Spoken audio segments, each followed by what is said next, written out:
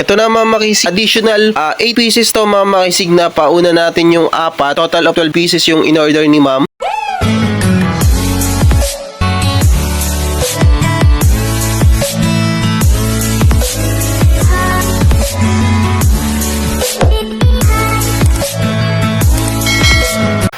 Yun mga makisig, magandang araw sa inyo.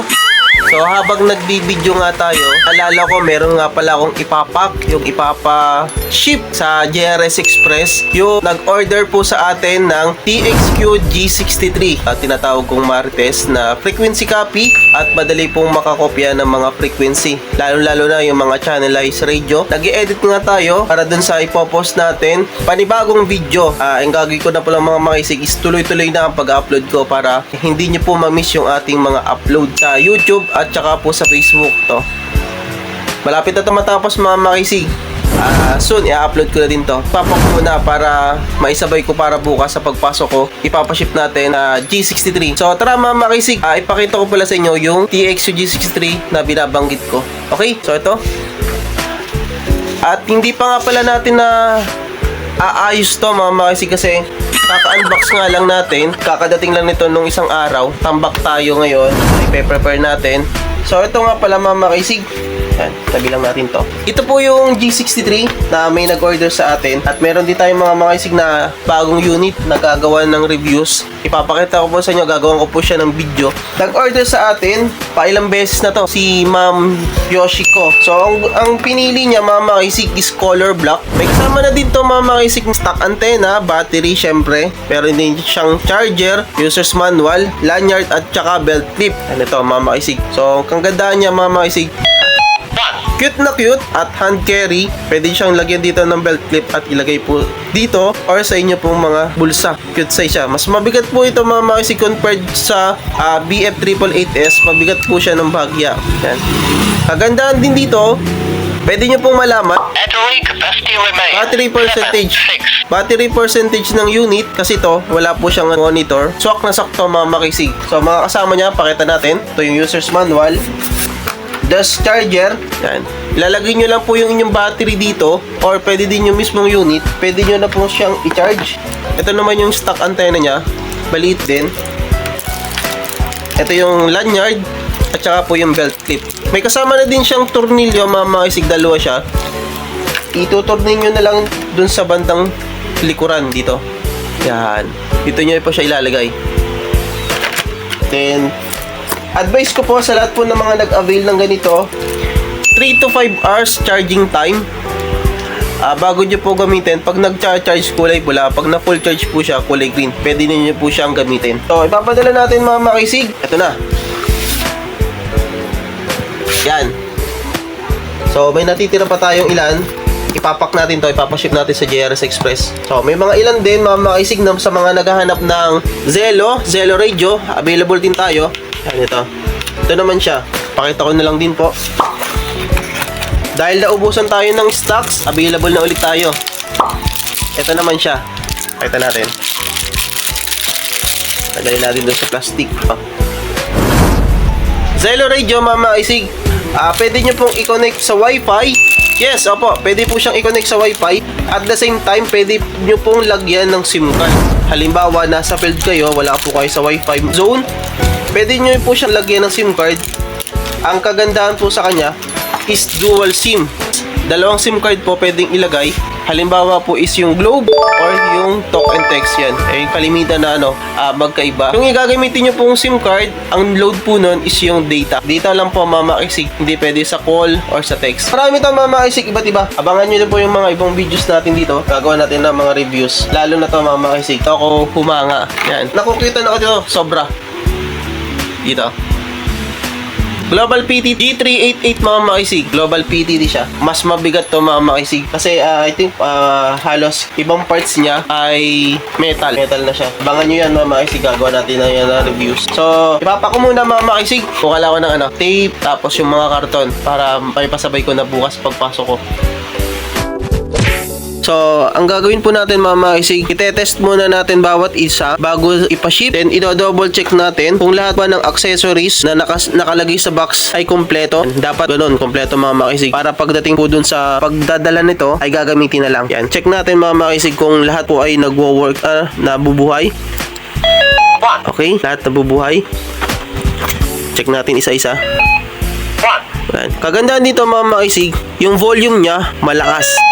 Yan. So, maganda to mga makisig.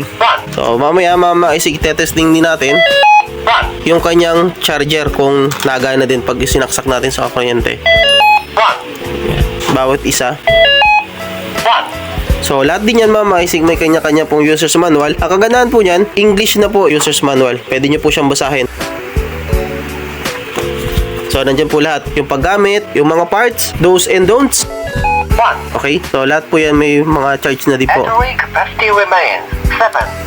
Okay, ibig sabihin po ng 75%, 75%. Pipindutin nyo lang po yung nasa lower button. Ito po, nasa baba. 74. Long press nyo lang po mga makisig kapag mag-check po kayo ng battery percentage. Yan. Battery capacity remains 74. Halos 74%. Magkakatulad po sila kasi sabay-sabay naman ito na-charge.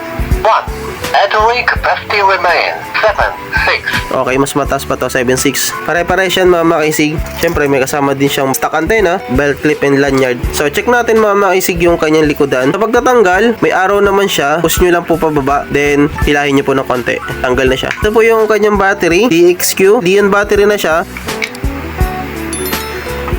So, yung kanyang model, TXQ G63 UHF siya, mga makisig. So, pwede nyo siyang i-connect sa inyo pong mga channelized radio. Example, sa BF888S, pwede siyang mag-connect kahit hindi na kayo gumamit ng programming cable or software. I-scan nyo lang po dito. Meron po akong ginawang video. Panoodin nyo po yung video na yung mga makisig para masundan nyo kung paano i-connect. Frequency niya, yung frequency range, 400 to 470 MHz. Then, 5 watts, less than or equal. Voltage, 3.7 volt. Yan. So, cute mga makisig. Napakaangas ng G63. Ito yung pinakang unang radio na pinadala sa atin ng TXQ. Okay? So, check ko muna mga makisig isa-isa yung kanyang battery and charger. Pack na natin. Ito mga makisig yung sample video na itetest natin. So, kapag nakasaksak na po sa outlet, automatic naka-green po yan yung charger indicator, light indicator ng charger. So, pwede nyo po siyang i-charge. Much better, pag mag-charge po kayo, nakapatay po yung unit, then ilagay nyo po yung yung unit sa desk charger. Magre-red po yung kulay. Yan. So, sa mag-green, automatic full charge. Then, 3 to 5 hours ang charging. Pwede na dyan po siyang bunutin. Okay, pwede rin po makisig halimbawa, yung battery lang po. Yan. Magiging red siya. So, kagandahan sa kanya, mabilis naman po, may fast charger naman po siya, 3 to 5 hours charging time niya. So, lahat po yan, tinetest natin bago ipaship. All goods. Meanwhile,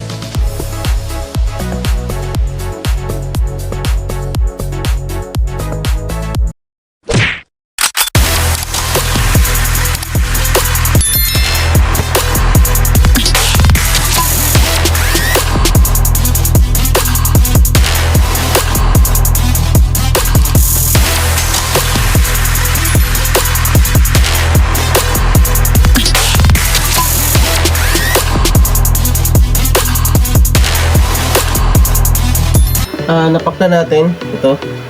Yan, nakapak na. So, kuhanin lang natin yung address ni Ma'am Yoshiko, aking messenger. Ilalagay natin dito. Ito na.